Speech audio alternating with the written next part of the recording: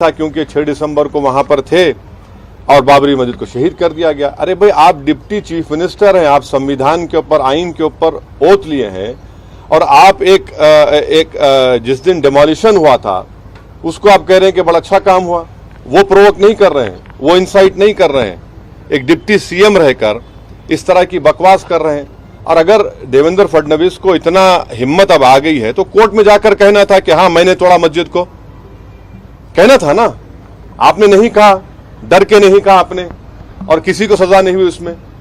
तो deputy CM है तो जाके कोर्ट में बोलना था कि हाँ, मैंने तोड़ा था। अब जितने लोग जो बोल रहे हैं, शिवसेना के लोग को बोल रहे हैं, बोलिए जाकर, कोर्ट को क्यों नहीं कहा आपने? इकबाल जुर्म कर लेते वहां पर।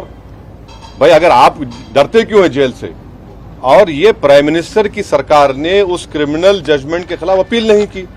और दूसरा, एकनाथ शिंदे जिसको बीजेपी सपोर्ट कर रही है, वो कह रहे हैं कि जो दरगाह है बरसों से, माने 200 साल 300 साल से दरगाह है, बोल रहे उसको हम चेंज कर देंगे। अरे भाई, आप मुख्यमंत्री है महाराष्ट्र के, आपकी नजर में सब बराबर होना चाहिए, चाहे किसी का मजहब हिंदू हो या मुसलमान हो, ईसाई हो, दलित हो, या फिर आपके बौद्ध मजहब के हो या सिख हो। और आप एक समुदाय की, और वो भी मुख्यमंत्री रहते हुए, एक डिप्टी सीएम रहते हुए इस तरह की बकवास कर रहे हैं। तो ये मुख्यमंत्री, डिप्टी चीफ मिनिस्टर और जो मोदी कैबिनेट के मंत्री हैं, इन लोगों के हौसले इसलिए बढ़ चुके हैं क्योंकि जो जजमेंट आया है बाबरी मस्जिद के क्रिमिनल ट्रायल का और टाइटल डिस्प्यूट का जो मसला, तो उसके बाद ये लोग इनके हौसले बहुत बढ़ चुके हैं। इसलिए इस तरह की बातें कर रहे हैं, अनारकी फैलाने की, इंसाइट करने की, प्रोवोक करने की। एक डिप्टी सीएम है, एक मुख्यमंत्री और एक यूनियन मिनिस्टर है। तो ये सब जिम्मेदारी देश के वजीर आजम नरेंद्र मोदी पर आती है कि वो देश को बताएं क्या उनकी सरकार की क्या पॉलिसी है, बताएं हमको। सर, कांग्रेस एमपी अब्दुल खलीक उठा सकते हैं सर? मैं जब तक जिंदा रहूंगा 6 दिसंबर याद दिलाता रहूंगा। नहीं, सुनिए, मैं सुप्रीम कोर्ट का जजमेंट फाइनल है, तो क्या मैं 6 दिसंबर की याद नहीं दिलाऊं? 6 दिसंबर अगर नहीं होता तो जजमेंट क्या आता? गलती क्या है बोलने में? गोली मारेंगे क्या? गोली चला चुके हैं गाड़ी पे, अभी और चलाइए, और क्या करना है? मगर मेरा फ्रीडम एक्सप्रेशन है, मैं एक सवाल उठा रहा हूं। अगर आप बोलेंगे नहीं उठा सकते, तो क्या भाई ये क्या इजराइल है या फिर आपको ये नॉर्थ कोरिया है? जमहूरियत है, मेरा इख्तियार है, मेरा हक है। मैं ये सवालात उठा रहा हूं, मैं चाहता हूं कि हुकूमत जवाब दे इन सवालात का। सर, कांग्रेस एमपी अब्दुल खलीक ने योगी सरकार से सवाल किया है सर कि जो अयोध्या में धन्नीपुर मस्जिद का भी, से खुद पूछ लीजिए, मैं उस पार्टी का ना उनका कोई तर्जुमान हूं।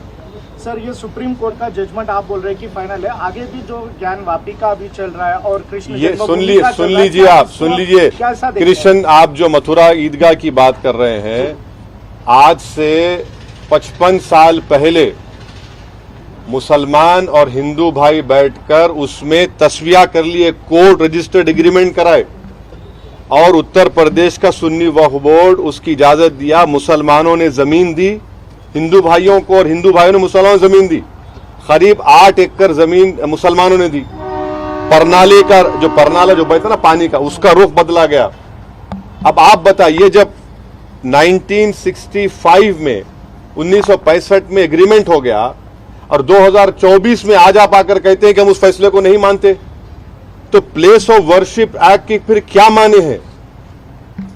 इसीलिए मैं डिमांड कर रहा हूं कि देश के वजीर आजम की जिम्मेदारी है, कि उनकी गवर्नमेंट की जिम्मेदारी है कि वो खुलकर कह दें कि 1991 का प्लेसेस ऑफ वर्शिप एक्ट हमारे लिए एक बहुत अहम चीज है, हम उसके लिए उसके ऊपर स्टैंड बाई करते। सुप्रीम कोर्ट ने तो बाबरी मस्जिद केस में कहा ना इसके बारे में, ये हमारे बेसिक स्ट्रक्चर का हिस्सा सुप्रीम कोर्ट ने कहा था। अब आप कहां जाके रुकेंगे? आपको मालूम स्वामी विवेकानंदा ने क्या कहा था एक बड़ी इबादतगाह के बारे में? अगर वो बोलूंगा तो फिर तनाजा हो जाएगा। क्या बोला?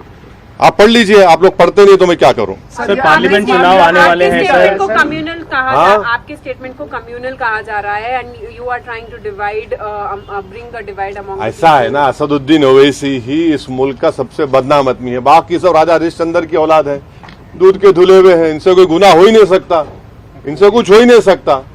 भाई, गांधी के कत्ल से लेके 2002 के गुजरात तक, उत्तर प्रदेश में बुलडोजर से लेके एनकाउंटर में हथकड़ियां हैं गोली मारने से, सब जिम्मेदार मैं हूं, दूसरे नहीं है। कोई बात नहीं, लगाइए इल्जाम। पार्लियामेंट तो अभी क्या होना चाहिए सर? हाँ? 22 तारीख को क्या होने वाला है? 22 तारीख को इनॉग्रेशन होने वाला है। हाँ। तो किस प्रकार का माहौल होना? एक तरफ आप जो है अपनी बात कर रहे हैं। हाँ, तो मेरी बात मुझे अपनी बात करने का इख्तियार है। भारत का आइन, भारत का कॉन्स्टिट्यूशन, संविधान मुझे अपनी बात रखने का इख्तियार देता है। अगर आपको मेरी बात पसंद नहीं आ रही तो कान में रुई लगा लीजिए आप, मगर मैं सच्चाई को बयान कर रहा हूं। आप डिसएग्री करिए, मगर आप बोलेंगे नहीं, अब नहीं, तुम नहीं बोलना, हम वो कर देंगे। अरे भाई क्या करेंगे आप? Sir, what is parallelly is also CAA is anti-constitution. It is a law which has been made on the basis of religion, and please understand that CAA must be read with and understood with NPR NRC, which will lay down conditions of to lay down conditions to prove your citizenship of this country. And I'm telling you, if that happens, it will be a grave injustice, especially to the Muslims, to the Dalits, and to the especially poor people of India, irrespective of which caste and religion they belong to. It is unconstitutional because it is made on religion. Secondly, it has to be understood with NPR NRC. But sir, somebody who is genuinely a resident of this country, regardless of the religion, do they have to also fear? Isn't it fear mongering that's being put by the opposition as? Why is the BJP not accepting the Supreme Court monitored NRC in Assam? Why? It was a Supreme Court monitored. Why are they disagreeing? Why is that Chief Minister saying that he will do it again? You cannot make a law on the basis of religion, and especially citizenship. You want to give citizenship to the Hindus of Pakistan, Afghanistan, Nepal, other South Asian countries, feel free to do that. No one stops you. But to make a law, you have to understand Citizen Amendment Act with NPR and NRC. You have to see those conditions which have been put there. This will be a grave disaster. Sir, parliament चुनाव आने वाले हैं sir. BJP का बड़ा plan है राम मंदिर के inauguration के बाद 25 जनवरी से 25 मार्च तक मेगा कैंपेन करेंगे, लोगों को डिवोटीज जो भी आ रहे ये एक बड़ा राम तो कर रहे हो लोग। और सर इस बार उनका स्लोगन है इस बार 400 पार और तीसरी बार मोदी सरकार। देखिए 1989 में अरे तुम रैली फैन बना रहे, 1989 में बीजेपी को बाबरी मस्जिद याद आई। उसको क्या बोलते हैं? पालनपुर रेजोल्यूशन। उससे पहले ना विश्व हिंदू परिषद बात करी, उससे पहले ना आरएसएस बात करी। 1925 में आरएसएस बनी, ना महात्मा गांधी उसके बारे में बात करे, ना वल्लभ भाई पटेल बात करे, ना तिलक बात करे। 1989 में बीजेपी पालनपुर रेजोल्यूशन में राम मंदिर का रेजोल्यूशन पास करी। ये बात आपको समझना है, आप लोगों को देश को समझना है। उससे पहले इनको याद नहीं था। विश्व हिंदू परिषद बनी 1960s में, उसमें नहीं था ये। पालनपुर का रेजोल्यूशन 89 में बना। अब जाहिर है बीजेपी तो इसी पे पॉलिटिक्स कर रही है ना। आप नौजवान बेरोजगार है, 2 करोड़ नौकरियां देते बोले आजा। आप प्राइम मिनिस्टर बोल रहे कि हम फरवरी तक 13 लाख देंगे। महंगाई आसमान को छू रही है, मगर आप ये इशू को उठाएंगे। लोग बोल रहे हमारे को खाना नहीं है, तो आप कुछ और देना चाह रहे। ये उनका असल है एजेंडा। ये है 2000 स्क्वायर किलोमीटर पर चीन घुस के बैठा हुआ है। 65 में से 25 पेट्रोलिंग पॉइंट हम खो चुके हैं। उसमें देशभक्ति याद नहीं आती। हाँ, आप ये बात कर रहे हैं तो ये देश देख रहा है। सर, नए amended law hit and run को लेकर काफी विवाद चल रहा है सर। हिट एंड रन का जो लॉ है, मैं पार्लियामेंट में खड़े होकर इसकी मुखालिफत करा था। मैं स्पीच भी डाला उसकी। क्रिमिनल जूरिस्प्रूडेंस में आप 2 साल से 10 साल कर देंगे। ये क्या है भाई? ये क्या बनाना चाह रहे इस मुल्क को आप? ठीक है, वो गलत है, क्राइम है, मगर 10 साल कैसा करेंगे आप? और उसमें आप बेल नहीं होंगी। मैं उस वक्त वार्न करा था लोकसभा में मेरी स्पीच में, मगर 306 आप लोग आज हवा में उड़ रहे हैं, जमीन पे पैर ही नहीं है आपके। अब जब पूरे ट्रक ड्राइवर्स निकल गए और पूरा शहर जाम हो गए, शहरा जाम हो गए, रोड पे पेट्रोल नहीं, डीजल नहीं, तो जब इनको ख्याल आया क्यों प्राइम मिनिस्टर मोदी और अमित शाह आवाम रोड पे निकले डरते हैं लोग। अबे पार्लियामेंट में हम बोले आपको वार्न करे मत करो ये काम आप, मगर आप नहीं सुने। मैं फिर से कह रहा हूं ये जो नया तीनों फौजदारी के कानून लाए ये रोलेट एक्ट की याद दिलाता है। मैं फिर से कह रहा हूं अगर आज महात्मा गांधी और भगत सिंह रहते तो बोलते ये तो रोलेट एक्ट है, ये इससे बहुत नुकसानात होने जाएंगे, बहुत से परेशानी होने जाएंगे। अब देखना इसका गलत इस्तेमाल होगा बहुत। सर आखिरी सवाल सर नहीं मालूम मैडम क्या होगा, कोर्ट का जजमेंट क्या आएगा, मैं कैसा प्री जज कर सकता हूँ ना आपका। क्या कहना चाहते नहीं मैं नहीं कर सकता। देखिए 2024 में अगर 3 मुद्दे पब्लिक के सामने हैं आपके हिसाब से तो क्या रहेंगे और ये इलेक्शन कहाँ जा रहा है 2024 में? 2024 में सबसे बड़ा मुद्दा है इस देश की जो 50% आबादी जो नौजवान है, बेरोजगार है, वो सबसे बड़ा मुद्दा है। दूसरा मुद्दा है महंगाई का। तीसरा मुद्दा है चीन का, जिस तरीके से चीन हमको परेशान कर रहा है और ये गवर्नमेंट जो है खामोश बैठी हुई है। ऐसे कई 3 मुद्दे तो आप बोल रहे हैं, मगर बहुत से अवामी तकलीफ के मुद्दे हैं जो लोगों को परेशान कर रहे हैं। और क्या इंडिया ब्लॉक प्रधानमंत्री मोदी को नहीं, मेरा उससे ताल्लुक नहीं है भाई। आप उनका जो इससे ताल्लुक है उनसे पूछिए, आप वो आपको मुझसे बेहतर जवाब दे सकेंगे। सर दिग्विजय सिंह ने बताया नहीं वो सब मेरा ताल्लुक। 2024 से पहले हिंदू मुस्लिम मस्जिद और मंदिर की राजनीति चल रही है कि क्या ये इसको लेके वोटर्स पोलराइज नहीं होंगे? किस तरह से आप समझ रहे? ये नहीं चल रही थी पहले ये, मगर अभी ज्यादा हो रहा है। हाँ, नहीं ये तो चल ही रहा है ना। कब खत्म हुआ ये बोलो आप? अगर ये नहीं चलता तो जेलों में सबसे ज्यादा मुसलमान क्यों होते?